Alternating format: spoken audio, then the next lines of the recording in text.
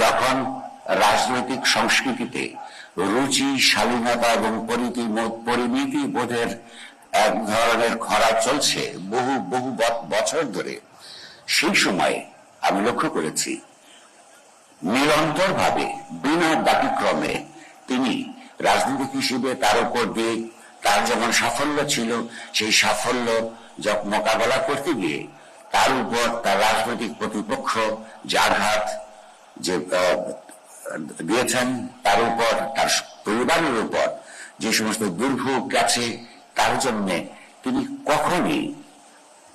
কখনো প্রকাশ্যে তার বেদনাবোধের কথা, ক্ষোভের কথা, কোন নিন্দাসূচক বাক্য কখনো উচ্চারণ করেননি।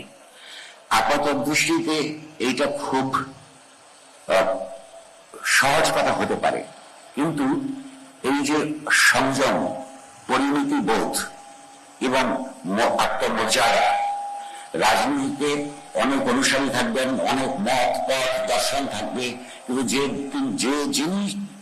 যেই রাজনীতিরই, যে সংস্কৃতিরই অনুসারী হন না কেন, এই বিষয়টা আজকে বাংলাদেশের অসহিষ্ণুতার সময়ে অত্যন্ত গুরুত্বপূর্ণ বলে আমি মনে করি, এবং এইটা তাকে সারা জীবন ইতিহাসে অনন্যতার সঙ্গে স্মরণ রাখবে বলে আমার বিশ্বাস।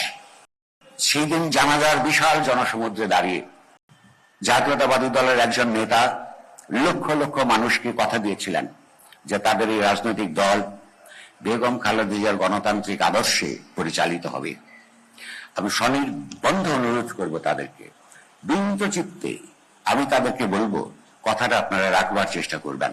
আপনারা এমন কিছু করবেন না যাতে সেই দিনের জমায়েত হওয়া লক্ষ লক্ষ মানুষ দীর্ঘ নিঃশ্বাস ছেড়ে বলতে বলেন যে তিনি মরে বেঁচে গেছেন, তাকে এইসব দেখতে হচ্ছে না। আমি আশা করব আপনারা যে কথা দিয়েছেন কথাটা রাখবেন। আমি আবারও বেগম খালেদা জিয়ার স্মৃতির প্রতি শ্রদ্ধা জানিয়ে আমার এই সংক্ষিপ্ত বক্তব্য শেষ করছি।